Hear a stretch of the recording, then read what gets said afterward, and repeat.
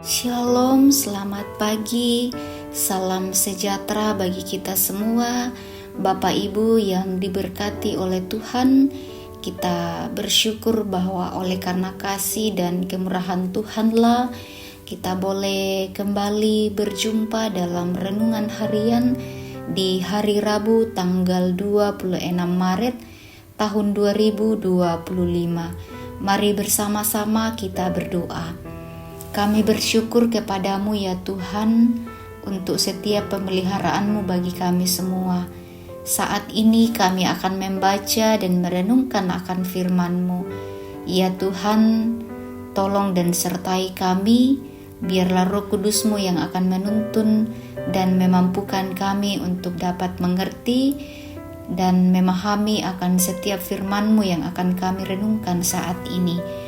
Ampunilah dosa dan kesalahan kami, dengarkan kami yang berdoa dalam nama Tuhan Yesus, itulah Tuhan dan Juru Selamat kami yang hidup, kami berdoa.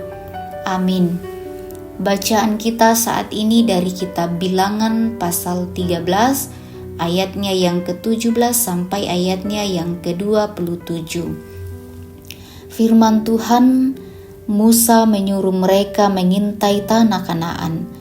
Katanya kepada mereka, "Pergilah dari sini ke tanah Negeb dan naiklah ke pegunungan. Amatilah bagaimana keadaan negeri itu. Apakah bangsa yang penghuninya kuat atau lemah? Apakah mereka sedikit atau banyak? Juga bagaimana negeri yang dihuninya? Apakah baik atau buruk? Bagaimana kota-kota yang mereka diami? Terbuka atau berkubu? Lalu bagaimana tanah itu? Apakah gemuk atau kurus? Apakah di sana ada pepohonan atau tidak? Tabahkanlah hatimu dan bawalah sedikit dari hasil negeri itu." Waktu itu sedang musim tuai anggur yang pertama. Mereka pun pergi mengintai negeri itu mulai dari padang gurun Sin sampai ke Reho, ke Lebo Hamat. Mereka berjalan melalui tanah Negeb dan sampai ke Hebron. Di sana ada Ahiham, Sesai, dan Talmai, keturunan Enak. Hebron didirikan 7 tahun lebih dahulu dari Soan di negeri. Ketika sampai di lembah Eskol, di sana mereka memotong suatu cabang dengan setandan buah anggur. Lalu 2 orang memikulnya dengan sebatang kayu. Mereka juga membawa beberapa buah delima dan buah ara. Tempat itu dinamai orang lembah Eskol karena tanda buah anggur yang dipotong orang Israel di sana. Sesudah 40 hari mereka pulang dari pengintaian negeri itu, mereka pergi menemui Musa, Harun dan segenap umat Israel di Kades, di padang gurun Paran. Mereka membawa kabar kepada keduanya dan kepada segenap umat serta memperlihatkan hasil negeri itu kepada mereka semua. Mereka menceritakan kepadanya, "Kami sudah masuk ke negeri kemana engkau mengutus kami. Memang negeri itu berlimpah-limpah susu dan madunya, inilah hasilnya." Amin firman Tuhan. Dari pembacaan kita ini diberikan satu tema, Allah pasti menepati janjinya. Bapak Ibu yang diberkati oleh Tuhan, janji adalah sebuah istilah teknis yang kerap menjadi tolak ukur keseriusan. Di dalam Alkitab, Allah berkenan membangun hubungan yang serius dengan manusia.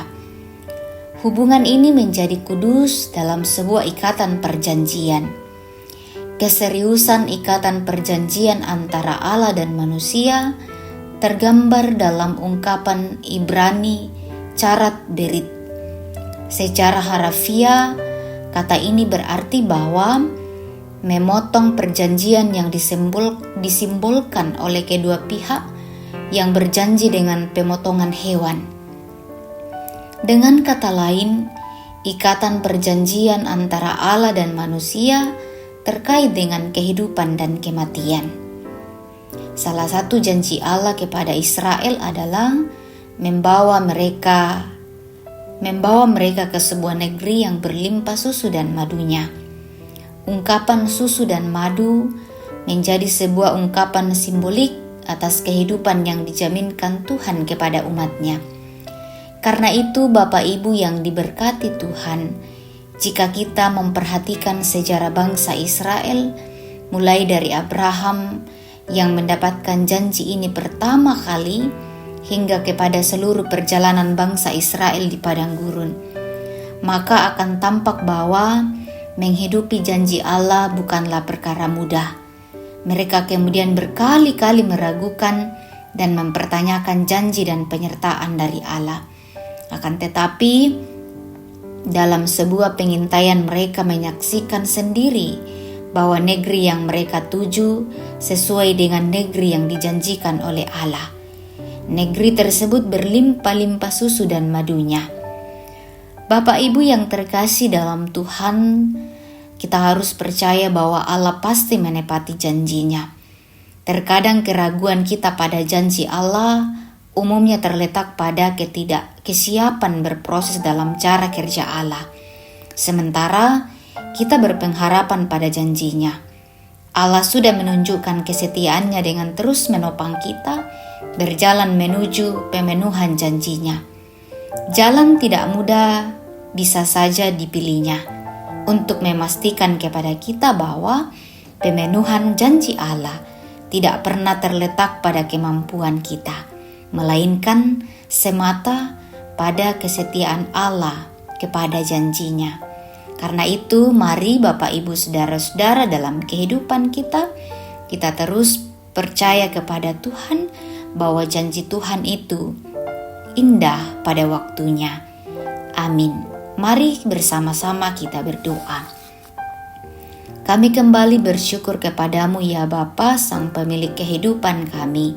Terima kasih firman-Mu boleh menguatkan bahkan meneguhkan iman kami.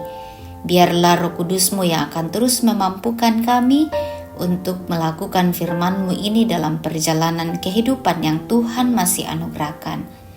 Saat ini kami datang bersyukur kepadamu untuk setiap kebaikan bahkan kesehatan yang terus Tuhan nyatakan dalam kehidupan kami. Kami berdoa bagi saudara-saudara kami yang bersuka cita melalui pertambahan usia saat ini. Tuhanlah yang akan senantiasa menyempurnakan sukacita mereka. Yang sementara dalam kelemahan tubuh, Tuhanlah yang akan memulihkan keadaan mereka. Yang juga sementara dalam pergumulan kehidupan, mencari pekerjaan juga mencari pasangan hidup, Tuhan senantiasa membukakan jalan bagi mereka. Ya Tuhan, kami berdoa juga bagi anak-anak saudara-saudara kami dalam pendidikan mereka. Tuhan topang dalam kasih dan penyertaan-Mu sendiri. Kami senantiasa juga berdoa bagi orang tua kami dalam masa usia lanjut. Tuhan memberikan kesehatan hikmat daripada Tuhan. Biarlah sukacita terus menjadi bagian dalam kehidupan mereka. Kami berdoa untuk bangsa dan negara kami, Tuhan topang dalam kasih-Mu. Seluruh kegiatan kami saat ini kami serahkan ke dalam tangan-Mu. Ampuni dosa dan kesalahan kami. Dengarkan kami yang berdoa dalam nama Tuhan Yesus, itulah Tuhan dan Juru Selamat kami yang hidup. Amin.